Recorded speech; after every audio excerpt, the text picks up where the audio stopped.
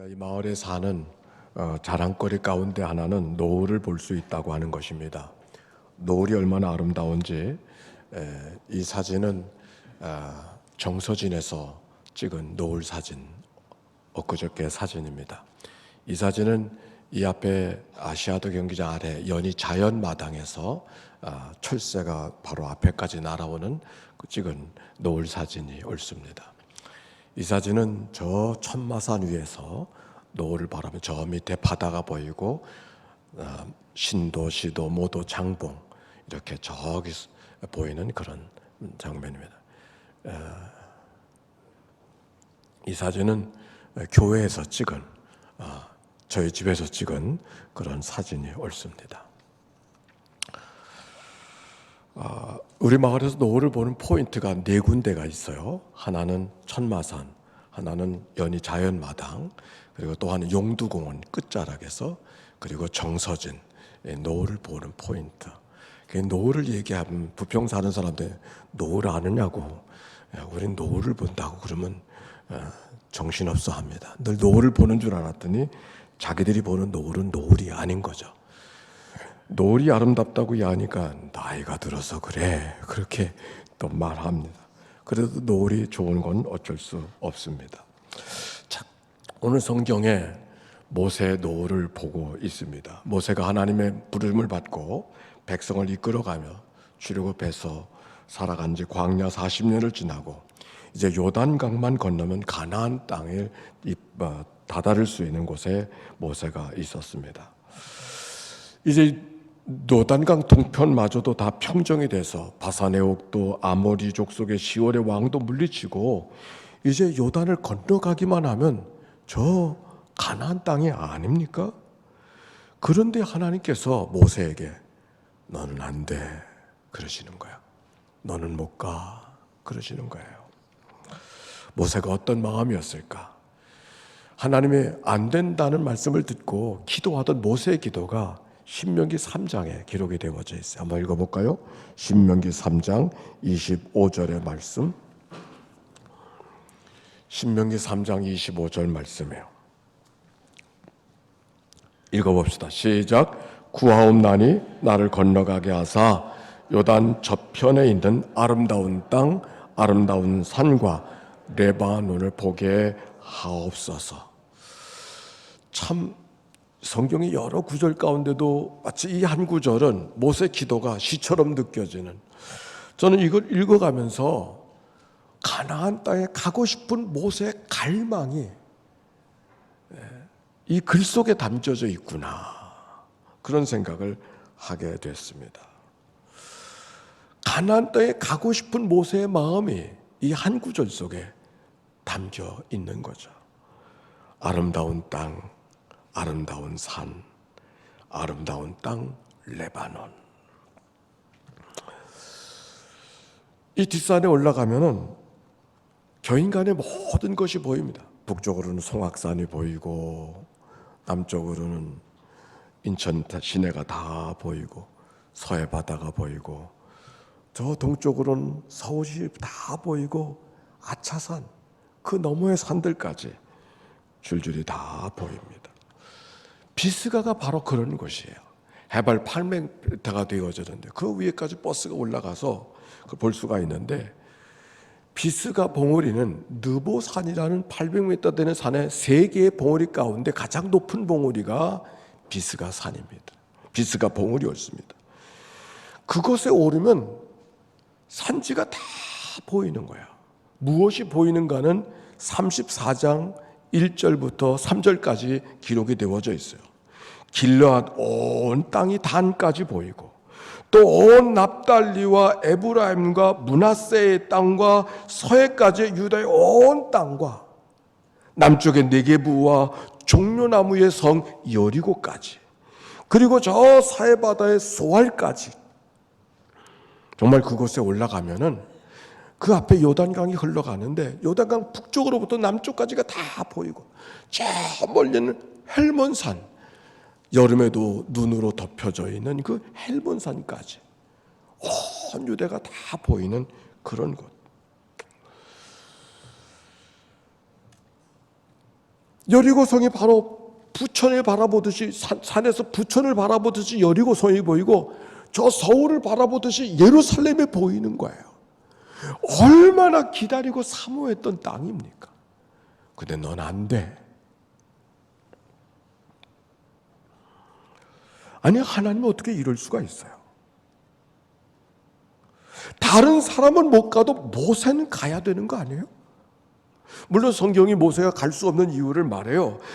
신명기 32장 51절에 보니까 무리바에서 반석을 2번 치고 하나님의 거룩함을 드러내지 아니했다, 이렇게 말합니다.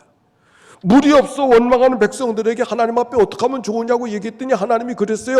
반석에 명하여 물을 내라. 근데 모세가 어떤 마음이었는지 명하여 물을 내라는 말씀대로 순종하지 아니하고 반석에 지팡이를 쳐서 하나님의 영광과 거룩함을 드러내지 못한 것이 모세가 그 가나안 땅에 들어가지 못해야 될 이유라는 거예요. 아니, 그게 그렇게 큰 이유가 되는가? 그게 모세의 잘못이라 할지라도, 아니, 그것 때문에 모세가 가나안 땅에 들어가지 않게 한다는 말이 하나님 너무하신 거 아닌가? 보통 사람은 섭섭하고 보통 사람은 분노했을 거야. 얼마나 모세가 섭섭했을까? 그러나 모세의 마음의 섭섭함은 잠깐, 모세는 아무 말하지 않고 다시 토를 붙이지 아니하고 묵묵히 느보산의 마지막 걸음을 걸어가는 여정이 오늘 성경의 말씀이에요. 성경은 이렇게 말하고 있어요. 모세는 죽을 때 120세가 되어졌고 눈이 흐리지 않고 기력이 쇠하지 아니했다. 눈이 흐리지 아니하고 기력이 쇠하지 아니했다고 하는 이 말씀이 뭘까? 제가 느보산에 갈 때는 버스를 통해서 끝까지 갈 수 있었지만 지금 그 산을 모세가 걸어가는 거예요. 기력이 다 쇠했다면 걸어갈 수 있었어요? 눈이 흐리지 않고 기력이 쇠하지 않았다는 말씀이 무슨 말일까를 다시 생각해 보게 되어졌어요. 우리는 모세를 늘 대하고 기억하는 모세는 사실은 지도자로서의 모세입니다. 그 모세의 탁월한 지도력은 성지 순례 중에 가나안 시내를 다녀온 다음에는 더 이상 얘기할 필요가 없었어요. 그 가나안 시내 광야는 갈 수 있는 땅이 아니에요. 사람이 살 수 있는 땅이 아닌데 거기 자기 혼자만 아니라 그 백성들을, 수다한 백성들을 이끌고 가고 있었을 때 그 얼마나 많은 일이 있었을까. 그런데 그걸 다 감당했던 모세 지도력, 우리가 범접할 수 없는 지도력이 모세에게 있었던 것이죠. 그런데 오늘 성경에서 발견하는 모세의 모습은 어떤 지도력의 모세가 아니고 오히려 하나님의 거절을 받아들이는, 하나님의 말씀을 받아들이는, 그리고 죽음까지 수용하고 있는 편안한 모습 속에 모세의 위대함, 모세의 또 다른 아름다움을 보고 있는 것이죠. 저는 오늘 모세를 읽어가면서 성경 속에 등장한 인물이 하나 있습니다. 다윗이라고 하는 사람입니다. 다윗은 위대한 장수요, 위대한 시인이요, 예술가요, 아니 그는 위대한 정치가이었었습니다. 뿐만 아니라 다윗의 위대함을 이야기할 때 그가 하나님 앞에 잘못한 것을 스스로 당신이 죄인이라고 이야기했을 때 네, 내가 죄인입니다 이야기할 수 있었던, 스스로를 토설할 수 있었던 이 다윗이었기 때문에 다윗이 위대하구나. 그러나 다윗의 위대함은 그것만이 아니었습니다. 우리가 아는 대로 다윗은 하나님의 성전을 지어바칠 마음을 갖고 있었습니다.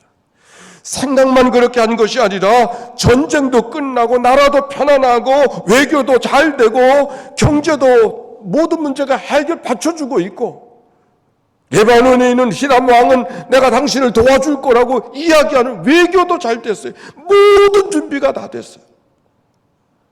더군다나 다윗이 성전을 짓게 되어지면 어떤 일이 벌어집니까? 천천히 많은 사람들이 다윗을 칭찬하고 격려하고, 아니 나라를 이끌어가는데도 도움이 되지 않겠어요? 하나님 나를 위한 게 아닙니다. 저 백성을 위한 것입니다.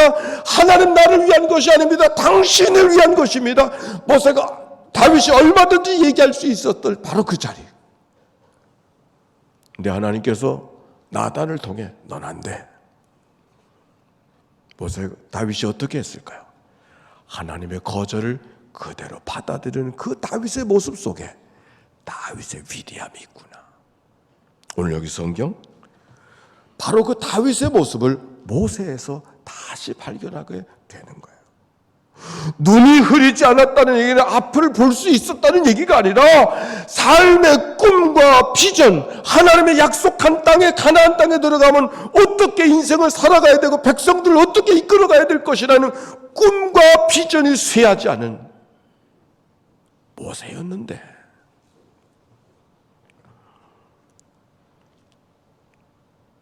하나님이 안 돼.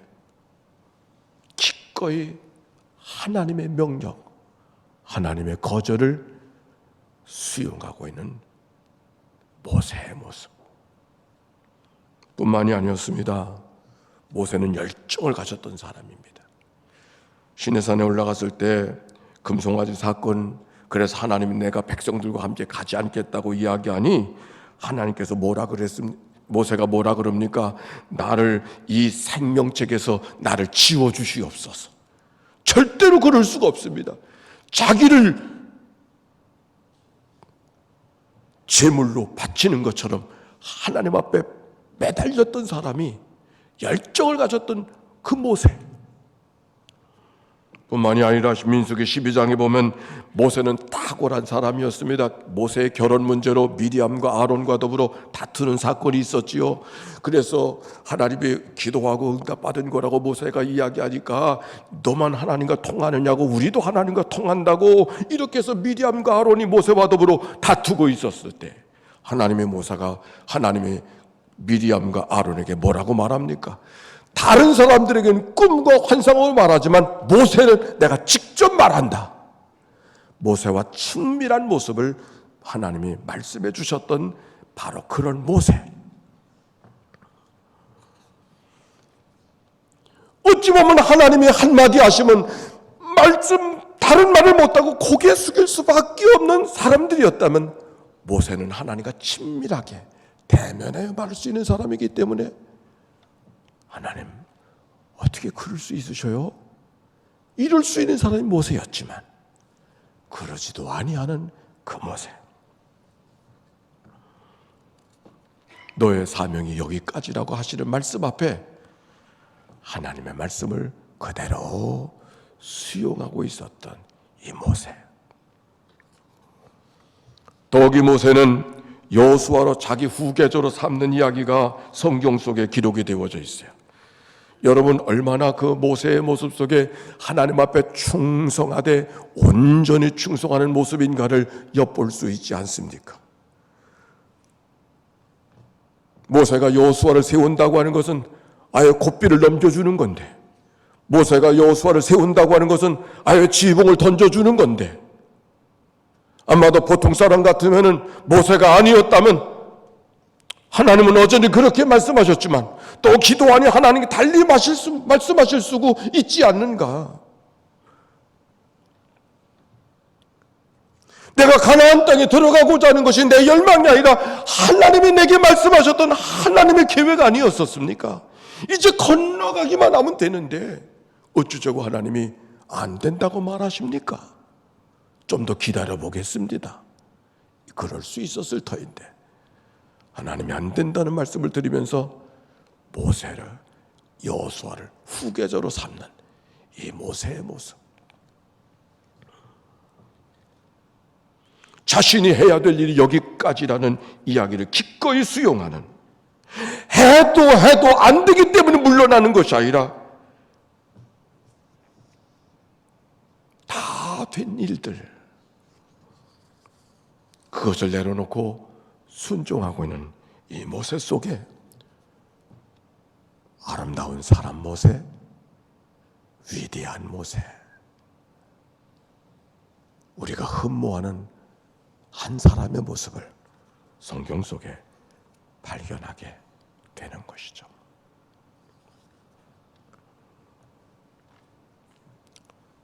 제 목회 여정 속에 지워지지 않는 한 가지 사건, 한 가지 기억이 있습니다.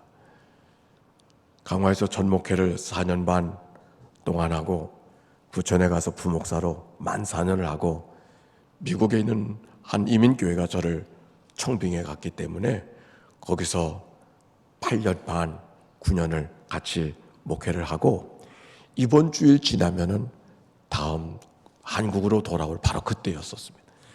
마지막 속회를 모이는데 속회를 모여서 그 속회를 통해 던져진 질문이 뭐냐면 이런 질문이었습니다. 토요일 밤이었습니다. 금요일 밤인가? 오늘이 당신의 마지막 날이라면 당신은 어떻게 하시겠습니까? 이렇게 묻는 거예요. 아니 지금 나는 다시 한국에 귀국해서 한국에 가서 목회를 하려고 하는 생각으로 그 생각으로 뭘 시작하려는 마음으로 가득한데 오늘 마지막 날이라면 뭘 하겠습니까? 이렇게 묻는 말이 도대체 이게 용납이 안 되고 생각이 따라가 주질 않는 거예요. 이게. 참 이상하더구만요. 내 생각에 새롭게 뭔가를 하려는 그 열망, 그런 설레임, 그런 기대감으로 가득 차 있으니까 마지막 날에 뭘 하겠습니까? 그 질문이 와 닿질 않고 생각이 이어지질 아니하더라고. 생각하다가도 또 딴 생각, 생각하다가도 또 다시 시작하는 생각. 그때 가졌던 깨달음이 이런 깨달음. 아, 그래. 어쩌면 인생의 마지막도 이럴지 모르겠다. 이제 살만하고 이제 뭐 할만한데 이제 뭔가 시작해 볼 만한데 이제 뭔가 털을 잡았는데 이제 뭔가를 됐다고 생각했는데 하나만 더 하면 되는데 그런데 하나님께서 여기까지 그리고 하나님이 데려가시겠구나. 미완성으로 끝나는 인생. 그러고 보니까 노래도 그런 노래가 있다고 해요. 인생은 미완성, 쓰다가 만 편지. 난 노래는 부를 줄 몰라요. 가사가 그런 가사가 있대요. 오늘 성경을 보면서 바로 모세에게서 미완성의 모습을 보는 것이죠. 그런데 그 미완성의 자신의 모습을 있는 그대로 다 수용하고 나머지는 하나님이 쓰십시오. 나머지는 하나님께 맡깁니다. 고백하며 하나님이 하신 일을 다 수용하는 이 모세의 모습. 우리가 우리의 삶을 어떻게 작별해야 될 것인가를 생각하게 하는 모습 아닌가요? 오늘 성경의 평행 본문 가운데 복음서에 예수님이 바리새인을 책망하는 이야기가 기록이 되어져 있어요. 여러분, 바리새인의 문제가 뭔가요? 인간의 노력으로 뭔가 완전해지고 인간의 노력으로 의로움을 입을 수 있다고 하는 게 바리새인의 생각이었죠. 그래서 그렇게 되지 못한 것 때문에 책망하고 꾸짖고 설교하는 이 바리새인. 그래서 예수님이 바리새인을 싫어하셨던 것이죠. 성경은 이렇게 말합니다. 인간이 스스로 죄 없다 하면 자기를 속이는 것이고 하나님을 거짓말하는 자로 만드는 것이라고. 우리는 기억해야 됩니다. 신앙은 완성이 아니고 신앙은 프로세스, 과정이라고 하는 것. 이 세상의 삶을 완성하고 하나님 앞에 가는 것이 아니라 어디를 하나님 앞에 어떻게 대면하고 살아가는가, 이 과정 속에 하나님이 나를 불러가시고 나의 연약한 모습을 연약한 대로 하나님 앞에 내어놓을 때 하나님이 그걸 받아주시는 삶이 믿음의 삶이고, 그래서 은혜로 맞춰지는 역사가 구원의 역사임을 성경이 우리에게 이야기해주고 있는 것이죠. 너희가 그 은혜로 인하여 믿음으로 말미암아 구원을 얻었나니 그러므로 이것이 너희에게서 난 것이 아니요 하나님의 선물이라. 오늘을 살아가다가 다 이루지 못한 인생이 다 미완성으로 인생이 끝나는 것 같아 아쉬움으로 오늘 살아가는 사람이 있습니까? 내 인생은 이제 실패야. 마음속에 실패의 감정을 다스리지 못해서 답답함과 연약함과 기쁨을 잃어버린 그런 모습으로 오늘 살아가고 있는 이들이 있는가요?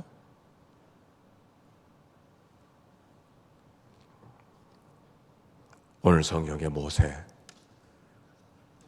하나님의 약속하신 약속도 할 수 없는 것이 아니라 할 수 있음에도 불구하고 안 돼, 여기까지. 하나님의 미완성을 받아들이고 용납하는 이 모세의 모습 속에 우리의 삶이 어떻게 살아가야 될 것인가를 말씀하고 있는 것이죠. 오히려 우리의 실패, 우리의 연약함, 우리의 부족함, 우리의 부끄러움을 발견한 바로 그 자리가 하나님이 우리를 붙들어 주시고 말씀해 주시고 우리를 다듬어 주시는 삶의 자리가 될 수 있음을 우리의 삶 속에 얼마든지 발견할 수 있는 것이죠.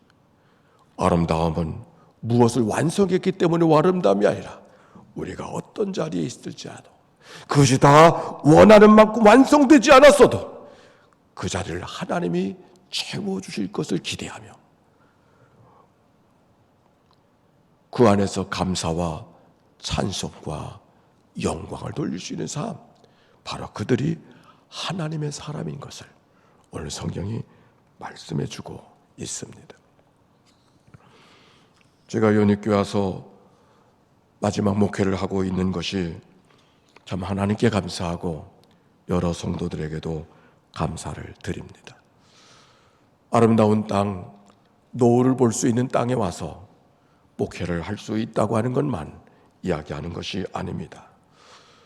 저는 교회 역사를 다시 뒤집어 가면서 우리 교회가 참 아름다운 역사가 있구나, 마치 보화를 캐내는 것 같은 그런 마음을 갖게 되어집니다.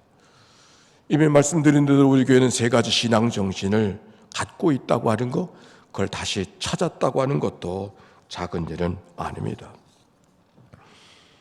지난 주간 제게는 역사 속에 이런 포화가 제게는 묵상으로 찾아왔습니다. 여러분 다 아는 교회 역사 속에 보면은 우리 교회는 장로가 되면 늘 땅을 바치는 역사가 있더라고요.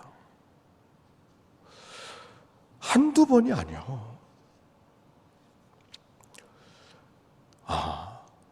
교회가 장로가 되면 그런 거구나. 다른 사람이 그 역사를 봤을 땐 생활이 넉넉하니까 땅도 바치만 할 때 바치는 게겠지, 이런 생각이 들 수 있어요. 그러나 제 눈에는 그렇게 보여지지 않았어요. 우리가 사는 연희동은 척박한 땅이었습니다. 저수지 하나 없는 바닷가의 면에 있는, 농사를 져도 하늘만 쳐다봐, 논농사가 없어요. 여기 이곳에서 예수 믿고 살던 사람은 넉넉하게 사는 사람들이 아니었어요. 그들이 왜 땅을 바쳤을까?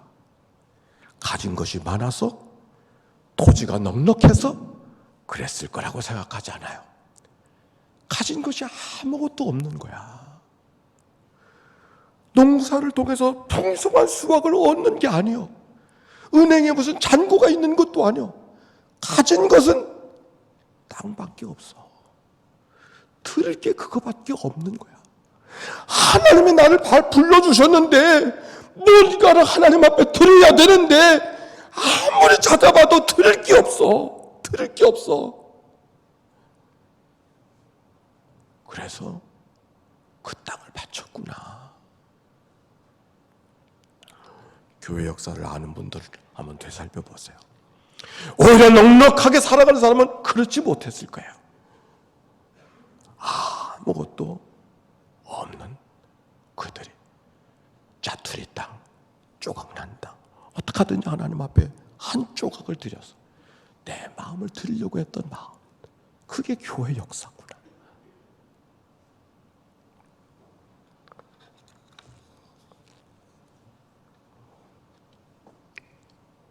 제가 그 교회에서 목회를 할 수 있다고 하는 게 그래서 감사한 거예요. 오늘 임원회가 있고 사업부장들을 젊은 사람들 가운데 세워보자고 약속을 하고 만나는 날이 오늘이 옳습니다. 또 다른 아름다운 역사의 시작이라고 생각합니다. 내가 할 수 있으니 끝까지 내가 하겠다고 말하지 않고, 나는 가야 되는 인생이니까, 곧 가야 되는 인생이니까 교회 미래를 위해서 일꾼들을 좀 미리 세워서 기도 훈련도 하고 성경 공부 훈련도 하고, 뭔가를 교회를 좀 더 역동적으로, 뭔가 교회를 좀 새롭게 회복시켜 보려고 하는 저들의 결정이라고 생각하기 때문에 이것도 아름다운 일이로구나. 마치 모세가 후계자 여호수아를 기력이 쇠하지 않았을 때, 눈이 흐리지 않았을 때 이미 세워놓는 모세처럼, 그들이 할 일이 다 끝나지 않았지만 끝날 수밖에 없기 때문에 끝내는 것이 아니라 끝나지 않아도 되지만 여기까지 하신 하나님의 말씀 앞에 그렇게 하지요. 기꺼이 마음을 내려놓고 욕심을 내려놓고 열정도 내려놓고 할 수 있다고 하는 그 모든 것도 다 내려놓고 하나님께 맡깁니다. 된 사람이 어디 있겠어요? 완전한 사람이 어디 있겠어요? 그러나 하나님께 맡깁니다. 그리고 세워보려는 그 마음이 오늘 우리 교회에 또 다른 아름다운 흔적이 될 거라고 생각하는 주일이 옳습니다. 연희동에 사는 아름다움은 노을만이 아니라 아름다운 교회가 있기 때문에 아름다운 땅이요. 연희동에 사는 것은 아름다운 자연 환경만 있기 때문에 아름다움이 아니라 그런 아름다운 사람들이 모여져 있는 교회가 되어졌을 때 하나님이 기뻐하시는 그런 교회가 되어지지 않을까요? 오늘 성경 신명기 34장 9절의 말씀은 이렇게 말하고 있습니다. 한번 읽어봅시다. 신명기 34장 9절 말씀입니다. 시작.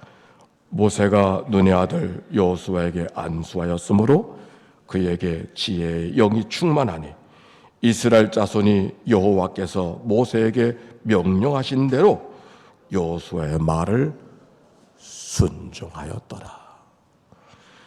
모세가 여호수아에게 안수하였으므로 여호수아가 지혜의 영이 충만하니 이스라엘 자손이 여호와께서 모세에게 명령하신 대로 여호수아의 말에 순종하였더라. 백성들이 하나님 앞에 순종하며 살아가는 모습은 모세가 그렇게도 꿈꾸던 삶의 모습이었어요. 근데 그 모습이 당신의 지도력 안에서가 아니라 누구를 통해서? 여호수아를 통해서 그 역사가 이루어지고 있음을 말하는 것이죠. 그런데 여호수아에게 어떻게 그런 역사의 지도력들이 만들어졌는가? 여호수아의 능력이라고 말하지 않았어요. 여호수아의 특별함이라고 말하지 않았어요. 모세가 여호수아에게 안수하였어요. 허럽게 모세의 욕심을 내려놓고 모세의 꿈을 내려놓고 모세의 계획을 내려놓아서 하나님께 맡깁니다. 그리고 여호수아를 세웠더니 그 여호수아를 백성들이 자기가 감당할 수 없는 그 이상의 역사를 여호수아를 통해서 이루어 가셨다는 하나님의 말씀인 것이죠. 이렇게 건너갔을 때 비로소 하나님이 하셨습니다, 하나님의 은혜입니다 고백할 수 있는 것이죠. 오늘 이 하나님의 교회가 오늘 임원회를 맞이하고 11월 맞이하는 바로 교회를 생각하는 주일, 오늘은 특별히 오늘 종교개혁 주일이 옳습니다.